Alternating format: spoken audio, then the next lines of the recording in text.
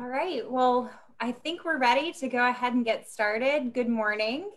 My name is Valerie Dowling, and I'm very excited to be part of the Women's Public Leadership Network Board of Directors. So thank you for taking the time to join us for this great conversation this morning about one of the hottest topics around election 2020, which is voting by mail. This morning, we're going to discuss everything from the history of absentee voting, some of the debates at play now, election safety, the impact of COVID-19 on elections and techniques, budgeting and logistic issues at play for states, and answer your questions regarding the integrity of elections as well. We have an excellent team of panelists this morning. So I'm going to introduce them briefly and then turn it over to them to get started. We're excited to have Alex Tapia this morning with Millennial Action Project. We're also excited to have Jessica Barba Brown with We Can Vote and Kevin Kosar with the R Street Institute. So Alex, I'm going to go ahead and kick it over to you this morning to start off. Yeah, good morning. Really happy to be here and to join you all to talk about this subject. We've been very excited about it for a long time. The Millennial Action Project is a bipartisan nonprofit, and we work with millennial age legislators at both the federal and the state level.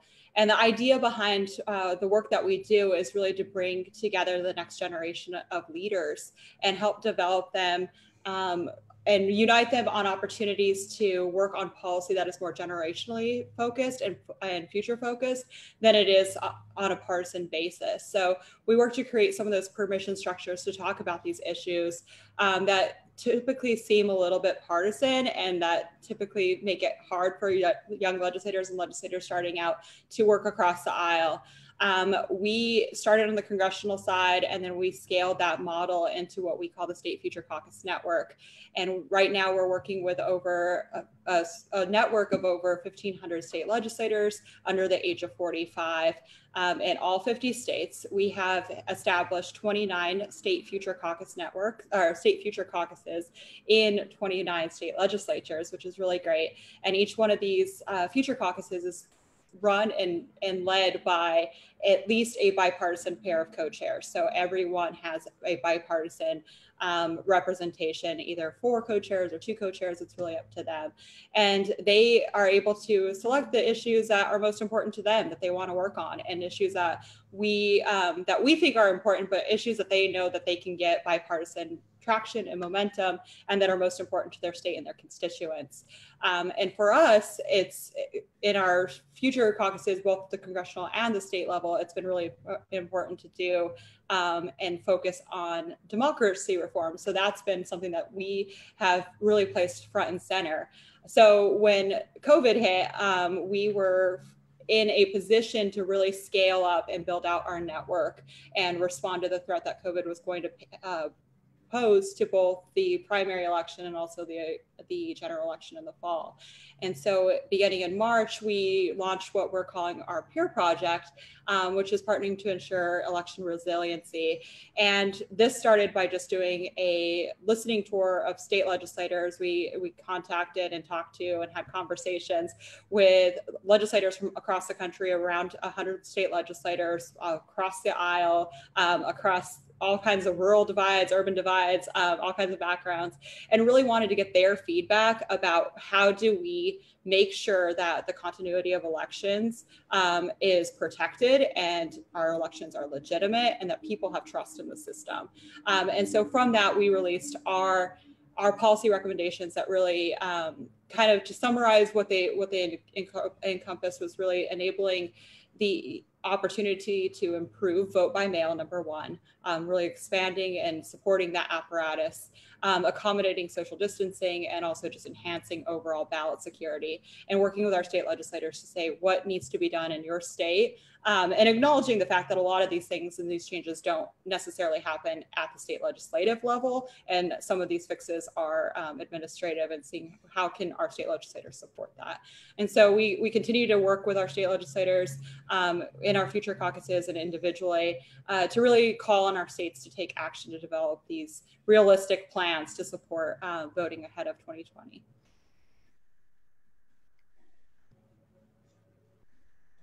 Great. Jessica? Hi, I'm Jessica Barba Brown. I'm working as a senior advisor for a coalition called We Can Vote.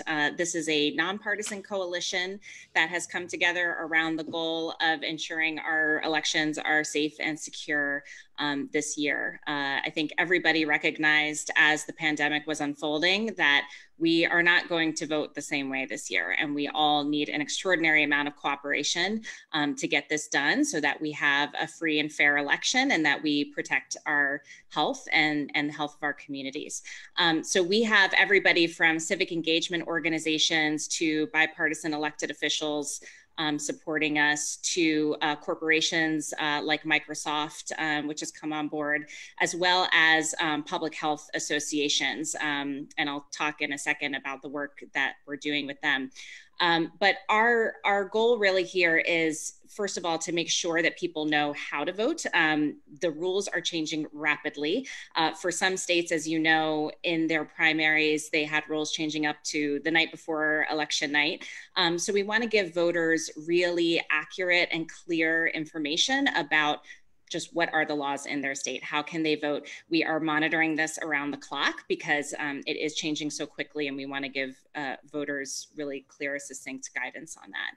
The other thing we're trying to do is to recruit a lot of people to help. We know that we're going to need an extraordinary number of poll workers this year and other volunteers that can help make sure that the election is successful, whether they're educating their friends and family about vote by mail, or whether they are serving to still assist with in-person voting options. We're also engaging in nonpartisan advocacy to call for some common sense reforms for things like what we're going to talk about today in terms of just common sense, how can we make sure that people can vote in a safe and healthy way this year? And then lastly, with our public health partners, the American Public Health Association, as well as the National Association of City and County Health Officials, we have developed healthy voting guides for each state. And these give you really the most cutting edge public health guidance in terms of both when you vote absentee and when you vote in person. How can you do that in the safest way possible? And so we're taking really the best expertise from both election administration perspective as well as public health perspective, and trying to put that together into guides that give voters really reassurance and confidence that they can cast their ballot and protect their right to vote in a way that really protects their health and the health of their communities. So really excited to join the discussion today, and thanks for having me. Great. Well, thank you so much, Jessica. I'll turn it over to you, Kevin. Thank you, Valerie. Hello, everyone. My name is Kevin Kosar. I work at the R Street Institute, which is a right-leaning think tank in Washington, D.C. It's a young think tank. It's been around for just about 8 years now, and I've been with it for about 6 of those years. We are a 501c3, so we are an educational organization. We do research and educational outreach on a whole range of issues. We have 9 different policy departments that cover a variety of topics like technology, criminal justice. You can imagine they're quite busy right now. Tobacco and opioid harm reduction. And there's the governance department, which I started at R Street back in 2014 and continue to lead. And it's been focused on the institutions of government. And that's to be contrasted with policy. A lot of people focus on this town on policy, whether it's health policy or criminal justice policy, et cetera, et cetera. We focus on the institutions and their capacity to operate and be the vehicles for policy delivery.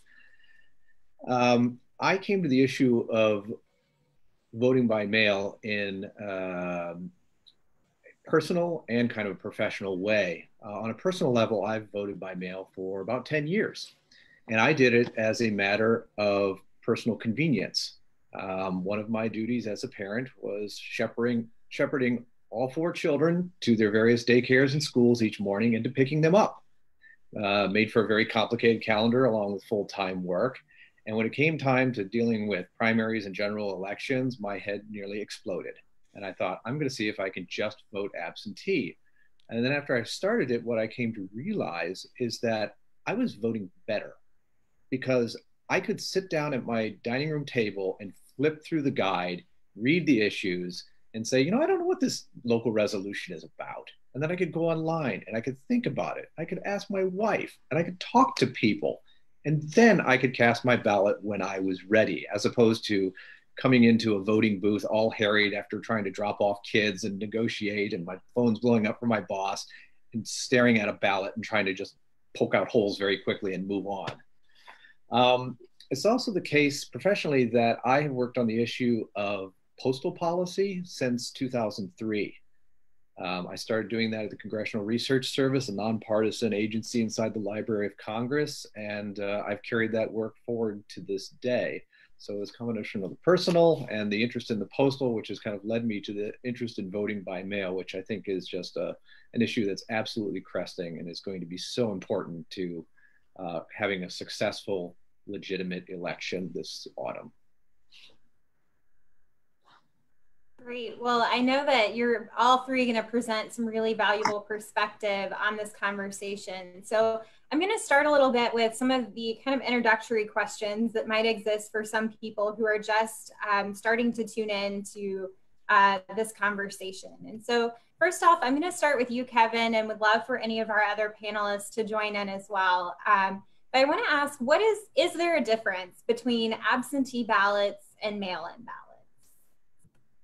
Yeah, the nomenclature flying around is really messy, and the different people use the words differently. And I don't think you can just turn to Webster's and kind of say this is the settled definition. There's a lot of subtlety. Absentee ballot, as the name implies, was the idea that, well, I'm going to be absent the day of the election, and in order to vote, I need to be able to get a ballot before that time and return it before that time, and possibly return it not in person, whether that's through a drop box or the mail, or if it's just driving up to the election official's place and dropping it off there. That's also possible. Absentee balloting tends to presume that one has to proactively register to do it. Whether it's doing it one time, each and every year, or to do it one time and then have it be your default going forward. Different states have different ways on that. Voting by mail has kind of become denoted as meaning the state just automatically sends all registered voters ballots. So that's what they do out in Washington, for example. But we all know that if you get an absentee ballot, you can actually send it by mail, and you often receive it by mail. So you're kind of voting by mail anyway. So yeah, the language is very confused around it. And I think that's the source of some of the anxiety, because I hear folks who complain about voting by mail, but they then are also absentee voting. Prime example being our president. Yeah, I would also just add to that, it does vary just from state to state. And I've even had some states correct me that it's vote by mail, or it's absentee voting, or it's vote mail-in voting. So like each state has their different nomenclature. And so that also adds to a different layer of confusion. So you're hearing something at the federal level, you're hearing something from the state level, and then you're also hearing like the crosstalk about what that actually is. So it just really is confusing to voters that aren't as aware about what that actually means. Mm-hmm. And so, well, each state is approaching it a little bit different in how they call it. What some of the feedback that we did get is like from our legislators is with the absentee ballots, that is a system that like more conservative voters tend to trust because it's been around longer, people are more familiar with it. And so some of these legislators are now choosing to use that nomenclature because it is a more trusted and like a system that voters have just more confidence in because it's been around, where for some reason, vote by mail has gotten this very like scary notion attached to it. So there is some of that is by like state, like just actual state definitions. And some of it is choosing to use that language because it does help demystify the concept of it too. Yeah, the only other thing I would add there is that I think our concept of absentee voting is expanding a little bit this year because there are going to be different ways to return your ballot. So it's not just, by mail in terms of putting a stamp on it, bringing it to the mailbox, the postal service carrying it away. It could also mean there's going to be, drop boxes, secure drop boxes in locations. It could mean there are libraries who are going to be places where you can drop off your ballot. We are possibly going to see, drive-through, stations and things like that where people can return a paper ballot in a way that is not just by mail. So I do think having this notion of absentee voting means that, I'm not standing in line at a polling place.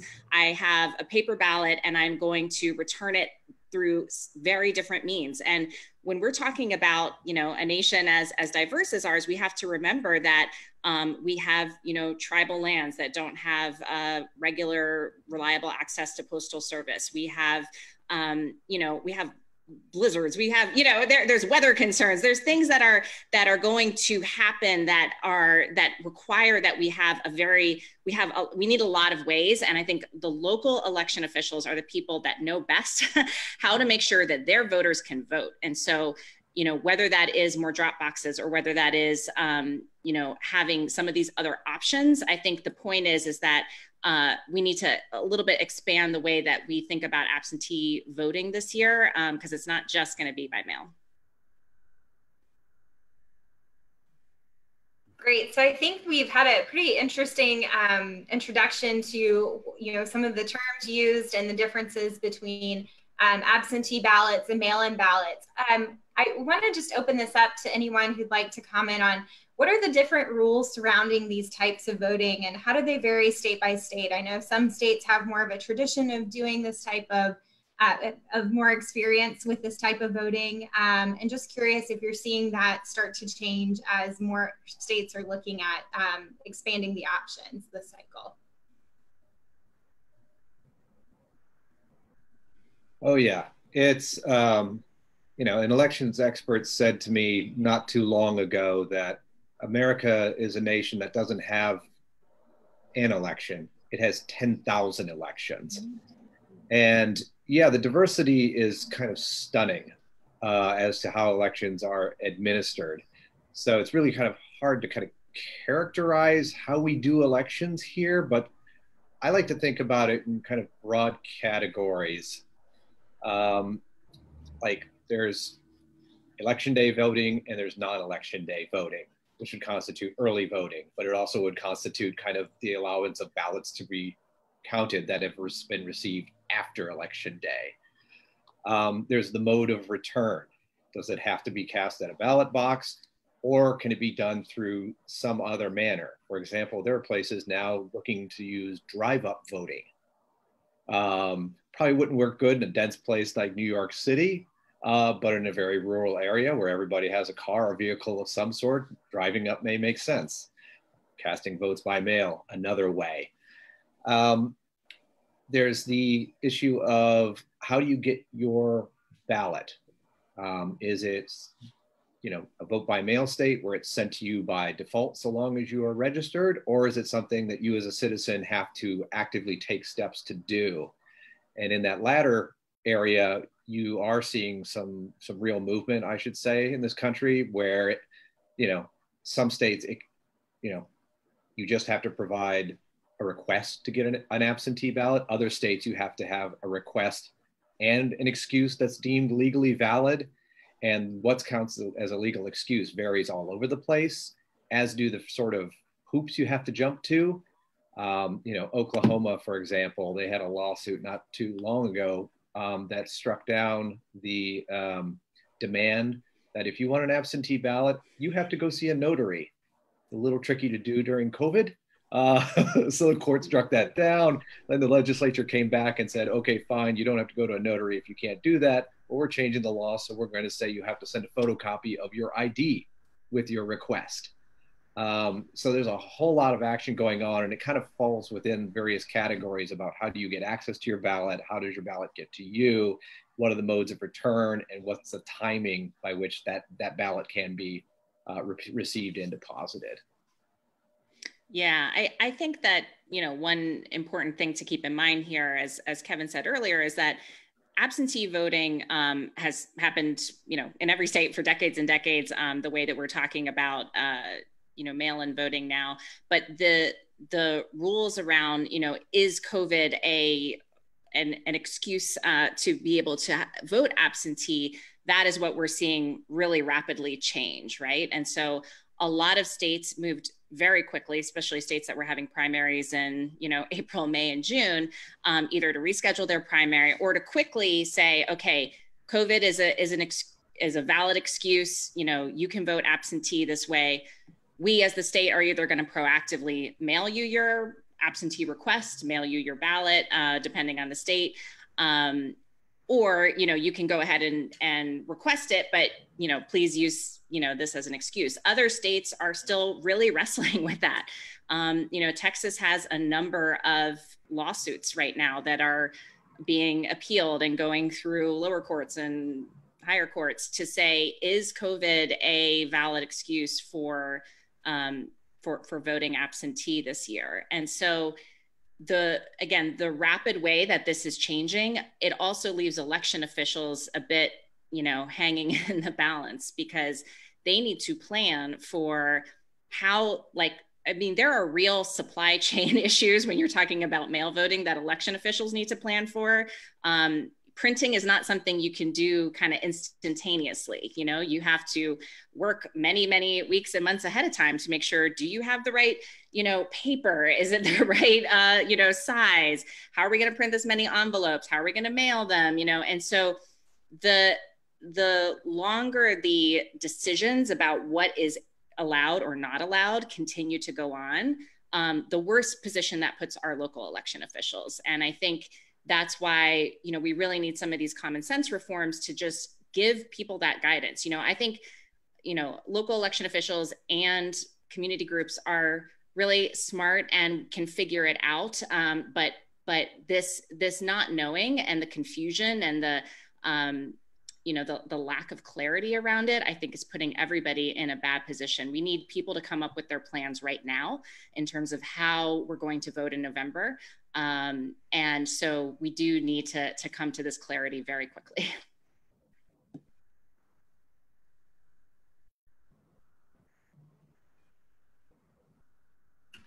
And I apologize, I'm having a little bit of technical difficulties, so sorry if there's been some awkward pauses. But one of the things that we're seeing really pop up around some of these conversations is states look to pivot or expand voter options for the primaries that are, as you mentioned, Jessica, are ongoing now, as well as preparing for the general election, is really election legitimacy and voter confidence in those processes. And I know that both you and Alex mentioned your organizations are kind of working on these and making sure that we're evolving these processes to build that confidence. And so I want to ask, does voting by mail actually give one party an advantage? I know that's been a conversation piece in the news, and would love to have your perspective.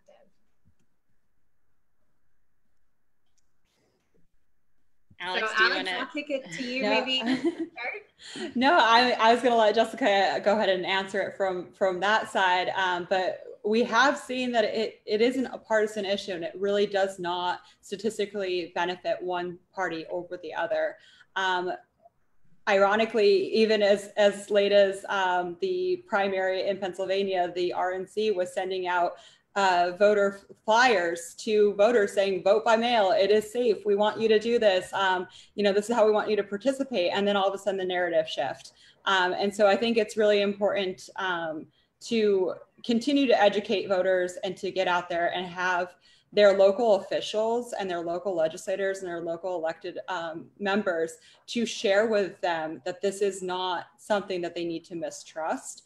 As the saying is often said, like, politics is local, and people are going to trust the people that they elect in their communities. And so there's a big push that we need to really counter the narrative that's happening, because it's misleading and it's outright false at sometimes that's happening at the national level. And we also need to keep in mind voter fraud is a felony. So people are not going to just go out and like commit voter fraud flippantly. Like that's not something that should be happening. And yes, we have seen instances of really bad examples of how elections have been handled on both sides. We have examples that everybody can point to where things went wrong. And these things go wrong because there isn't a trust in the system. There isn't adequate preparation and the ability for elections officials to have the time to handle ballots. So you do end up seeing those pictures of, the baskets of ballots being, supposedly not counted or not getting to the right people. And it's because their preparation wasn't put in place at the beginning. So there's exactly what Jessica was talking about. Now is the time to head all that off. Now is the time to get those systems in place to make sure that our local officials have the support, the elections officials have the support that they need, the funding that they need to scale up for 2020 general election, because we know these patterns are going to change and we can anticipate that. And if we can anticipate it, we can mitigate the risk on the back end. And so I think that's, for us, one of the biggest things to try to communicate is now is the time to make these changes, to address it, and to really mitigate and minimize the potential for any questions surrounding the outcome of the election. Yeah, I mean, very briefly, every study on this has shown that voting by mail increases turnout for everybody. So that, but it does not advantage one party or the other. So I think everybody who's interested in turning out their voters needs to care about this. We spent $5.7 billion in 2018 on political spending. So that is spending that is telling people to vote for this candidate or that candidate or this cause or that cause. And, meanwhile, we're having a debate about how much money can we spend to even just get people an avenue to vote this year, which is, if they don't have an avenue to vote, they can't vote for your candidate or your cause. So I think this is something that, we all need to care about. It doesn't favor either party. It does boost, turnout overall. And that's something that is good for our democracy. In terms of, how this is going to play out, I think, especially on the voter fraud, claims, we know that voting by mail is one of the most secure ways to vote. And it's a literal paper trail in a way that, frankly, most election officials, I think before this year, their biggest concern was cybersecurity and hacking and tampering with machines, which can mess with thousands and thousands and thousands of ballots, not just, one ballot in the mail. So, that was their major concern before pandemic and before everything else. So there are real security concerns around our election, but it is not in the mail system. And so I think, we all need to recognize that, first of all, we're going to have in-person voting no matter what. That's going to happen because states are not going to be able to scale as quickly as we need them to go to all vote by mail. So that is going to continue. But unless we extend some of these mailing options, we are looking at, I think, a very, I don't want to say disastrous, that sounds a little extreme, but possibility for really elections that do not allow everybody to participate in the way that they should. Yeah, just to echo my fellow panelists' sentiment, I mean, the evidence is clear. Voting by mail, voting by absentee does not have any inherent partisan effects.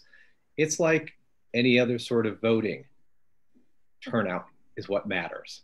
So we have, interesting effects, like in Florida, you will have more Democrats request absentee ballots than Republicans, but you will have a higher percentage of Republicans who turn them in. Is that an inherent partisan effect? No, it's simply a turnout thing. So for those who are running elections this fall, I mean, they're used to knocking on doors, they're used to doing other things to try to encourage turnout. They're gonna have to shift their action towards figuring out, like, how do you get people to not only request their ballots in time, but then to return them? Because a ballot not returned is a ballot not counted. And Jessica brought up the point about security and the cyber issues. My colleague, Paul Rosenzweig, and some scholars at Brennan and a few other organizations recently released a report looking at coming elections and looking at the cyber issues. And they were quite clear that the risk to the perceived and actual legitimacy of an election from moving from paper to online are really large. We're just not technologically there. And there's the big public confidence issue, because you could run a secure election, but all it takes is a few anecdotes, and then and a lot of people who decide to make some noise around the issue, and then you create this perception of, well, maybe it wasn't legitimate or not. But we know when it comes to paper mail, voting by mail, fraud is extremely rare, and it's tiny scale. So for example, some people are shouting about the fact in West Virginia that a postal worker actually decided, as a joke, he described it, to change the registration of 8 people who were on his mail route from one party to the other. And they say, see, this is signs that to vote fraud and mail's not safe. 2 points. It was 8 people, which has a statistically 0 effect on the election.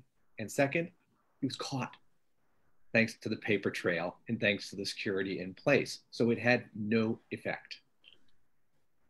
Well, thank you so much for that. And Jessica and Alex, your points are so well taken about these are conversations that we really need to be having now to really address the issue of voter confidence in the systems going into the fall and the election. So I appreciate that perspective and the work that you're doing to help to do that. As we kind of wrap up this area of the conversation, I just want to ask, what is ballot harvesting? It's a term that's thrown out there often, and just want to talk briefly about that, since we're using this as kind of an opportunity to really introduce people to a lot of these terms that they hear associated with this topic. Anyone want to take that one? Sure, I'll take that one. Ballot harvesting is the practice whereby a political operative will go around and pressure individual voters, often in kind of community settings like a nursing home, to voting a particular way and to handing over their ballots so said operator can then bring them back and deposit them, which aims to do 2 things. A, ensure they vote the right way, and B, that the votes get counted. So ballot harvesting is kind of one of those horror scenarios that get put out there as an issue to guard against when it comes to voting by mail. Folks who worry about ballot harvesting say, like, you can't have it if people all have to go to a polling booth, which is true, but it's also the case that, the data don't show a whole lot of ballot harvesting occurring. And secondly, in a time of COVID, I think it's going to be pretty tough to do ballot harvesting. The idea of a political operative being able to wander into a memory care facility in Ohio and bully a bunch of residents and take their ballots and cast them one way seems pretty far-fetched. Great. Well, I would like to ask for one piece of advice or recommendation that you would provide to policymakers in advance of looking at how we can expand access in advance of the elections this fall. One thing to keep in mind, or one recommendation that you would give from the work that you're doing. So yeah, Alex, I'm happy to go first. Yeah, I'm happy to kick it off. And I think one of the biggest things that we can communicate at this point is that voting by mail, absentee ballots, they are not partisan. It's not a partisan issue. And it should not be, and it needs to stay. That needs to just be the unequivocal statement that's being portrayed to our voters. And one of the things that we're really hoping to see in all of our states through the work of our future caucuses is really, in the short term, expanding the definition for what it takes to request an absentee ballot, because we would need to work within the current apparatus that these states have So really just supporting the switching to no excuse absentee ballot requests, and removing the requirement of having to have some type of excuse.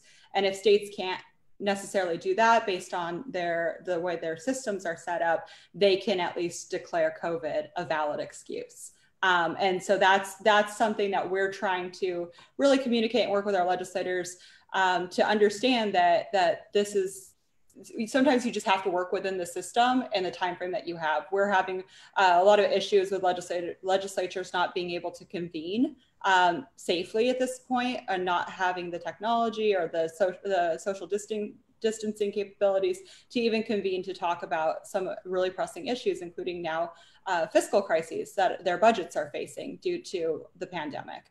And so in the short term, those are the things that we can take, the steps that we can take to just make sure that we do have the election continuity that we need, that democracy demands, and that every citizen deserves at this point.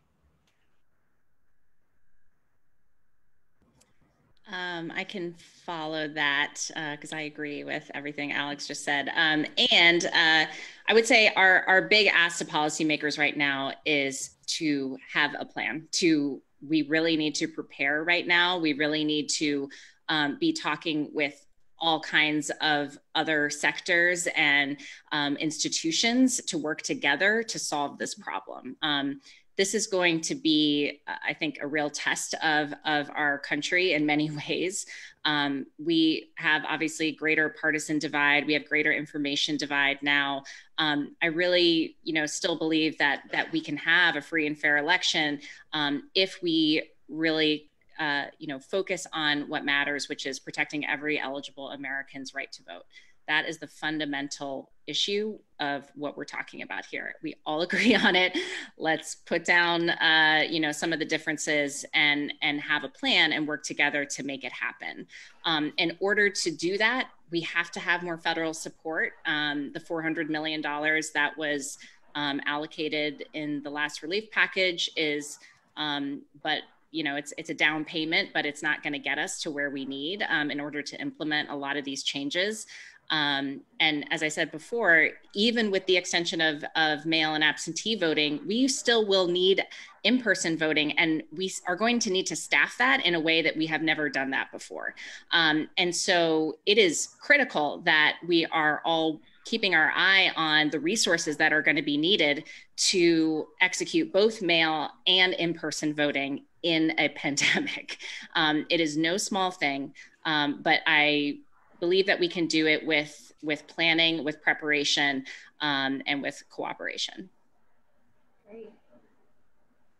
Let me echo that sentiment about federal resources being needed. I should say I'm a small government, limited government, fiscal hawk sort of person, but it is painfully obvious to me. And Brennan Center has shown it, and R Street has done its own calculation. States are just not financially prepared to deal with this emergency, which was obviously completely unexpected and has been, it's going to cost a lot of money to do the election right. But the cost of doing it right is so tiny compared to the potential cost of an election done wrong. So I really do hope Congress steps up and sends money to states so that way they can figure out how best to do things, what mix of extra polling places, how much voting by mail that they need to do in order to carry out an election that works. One specific policy issue that I'm really hoping states spend time on is the issue of deadlines for the receipt and counting of ballots.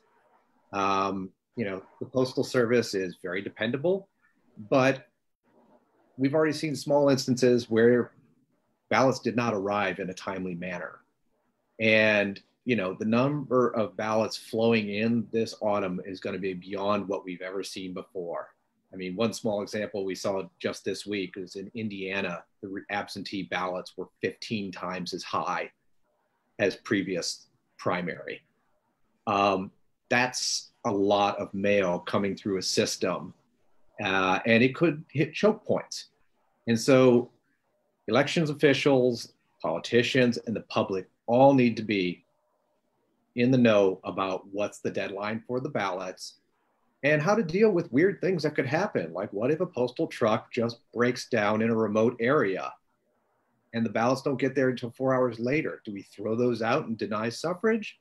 Do we have some sort of emergency grandfathering clause? That conversation has to be had so that there are no freakouts on election night, and that if people should expect to wait 2 or 3 days until all the ballots are counted and a winner declared, that expectation should be set. People should not be finding out about it the day of the election. Absolutely. So I know a large portion of our audience today are women who are running for office this cycle. And I just want to ask specifically from your perspective, as these candidates are working on their GOTV strategy, what advice would you have for them as they look at expanded absentee and mail-in ballot engagement with the voters in their constituency? Any specific recommendations or advice you would share for them to be thinking about as they're building their strategy? One thing I would say is that,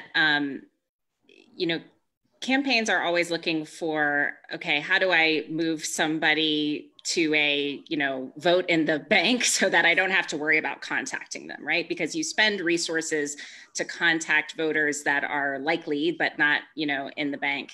And so actually making sure that people are, registered and that are, on a permanent absentee list, if that exists in your state, or are, in a state where they're just going to, receive their ballot automatically, that sort of puts them in the bank for you as a campaign. And so it's actually a much more, I think, efficient in terms of, again, how are we thinking about money that we're spending from the political side, and also from, in an official capacity to just make sure that people can vote. And so I think you will see campaigns start to look at things like permanent absentee list and making sure that people are already signed up to receive their mail ballot as really a cost-effective way to run your campaign, and to make sure that your voter contact dollars are being spent wisely. Great. Anyone else? Okay, I do have one final question from one of our participants before we wrap up today. She asked, have any of you tried using a business reply account for ballot applications to pay the postage for voters? Did you have success? Was it a hassle? Was it a good return on your investment? So I'll kick that over to you guys. I've not run a campaign, so I have not tried that. But I've heard a lot of talk around it, and it's an interesting possibility. Business reply as a general tool for eliciting responses from consumers is age old. It's been used for decades and decades. So I could see where the possibility of trying to apply it to this could have utility. Anyone else? Okay. Well, we'll make sure to kind of deep dive in that question a little more and follow up as well. So I just want to thank you all for your great commentary today on this really important issue, and sharing the important work that your organizations are doing to make sure that this can be a successful effort to really expand access to elections, especially in the times of COVID-19 and the unanticipated challenges that we're seeing in 2020. And so I just want to ask, as we kind of wrap up and deliver final remarks, for you guys to just share any final thoughts or highlight any resources that you might want to direct some of our participants to check out, whether it's recommendations that your organization has put forward or other great tools to learn more and think through how we can make these processes more successful. So Alex, if you don't mind, I'll start with you and we'll go from there. Yeah, I think thanks again for bringing us together to talk about this. Again, it's just been a centerpiece of my work for the last several months, and definitely a centerpiece for our organization. And we're really excited to be engaging with our bipartisan pairs of legislators from Wisconsin to Iowa, Mississippi, where it is in desperate need of some real rapid changes to address the situation that we're facing.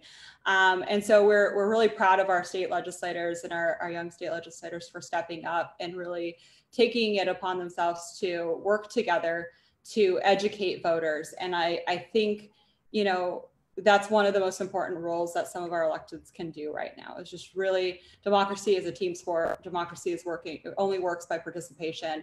And it's incumbent on our state legislators, on our elected officials to really help educate voters to demystify some of these issues around this. We had four of our co-chairs in Iowa put together a video, and it was a bipartisan video. We brought together 2 Republicans and 2 Democrats, 2 different videos, just to walk the members of their community through how to request their ballot through an absentee ballot request form, because all of a sudden everybody got one, and they're like, this is an official piece of mail. This is something that you need to look at and don't throw away. And they walked them through how easy it was to fill it out. And it's steps like that that really make a difference, because their constituents are hearing it directly from legislators and people that they know and trust in their community.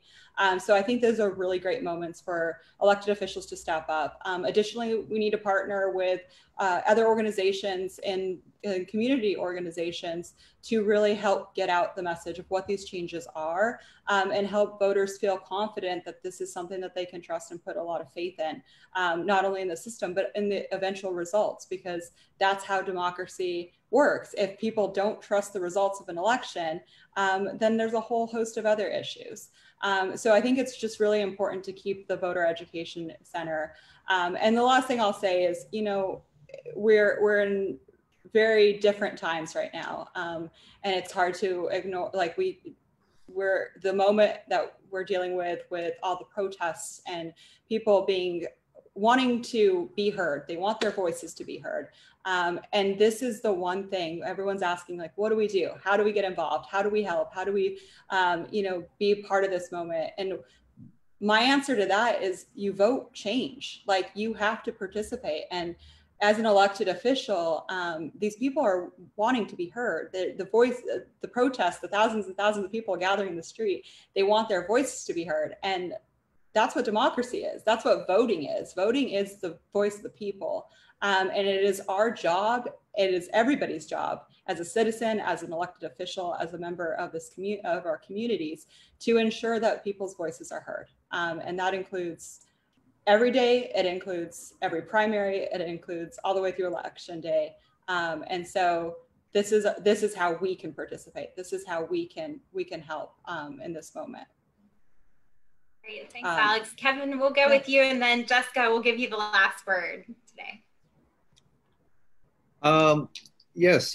So for seeing what our street is up to on the issue of elections reform and voting by mail, just follow me on Twitter. That's pretty much a nice, easy gateway, because I post a lot of stuff there and share stuff that my colleagues Paul Rosenzweig and Mark Hayden and others are doing.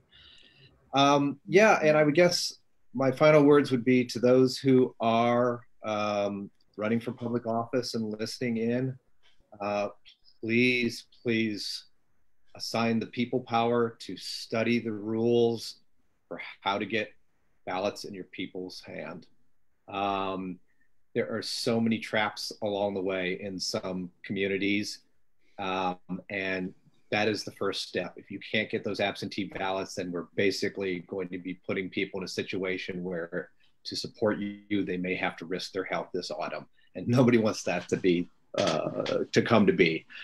And then second, figuring out turnout. How do you get people to return the ballots? How do you ensure that they don't get buried on folks' desk? How do you do those nudges without becoming annoying, so that people just drop them in the mail? And I will say there is one bit of good news. When it comes to returning a ballot by mail, the Postal Service has said, even if it is dropped in the mail without adequate postage, it will nonetheless deliver it. I have that straight from postal headquarters. I shared word of this last week. So in communities where they're grappling with, do they pay the postage costs? How is that going to work? The good news is, if that is not solved adequately, people can still drop ballots in the mail and the Postal Service will take them.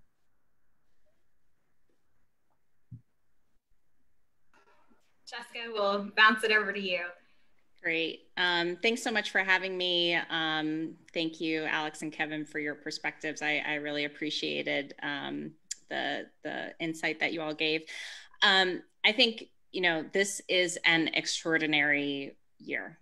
We have to just remember that we are not in ordinary times. And so this requires some extraordinary solutions. And I'm really glad to see so many different organizations, so many different sectors really coming together around this, because it's going to take all of our creativity and resources to get it done. I would point people towards our resources. So healthyvoting.org is where you have our healthy voting guides. And again, we have these right now for the states that are having primaries in June, but we'll be building out the rest of them. So we'll have all 50 states, the voting territories, DC, Americans abroad. And keeping in mind that even when voting absentee, there are health precautions that you need to take when you go out and get your stamps, or if you need a witness signature, things like that.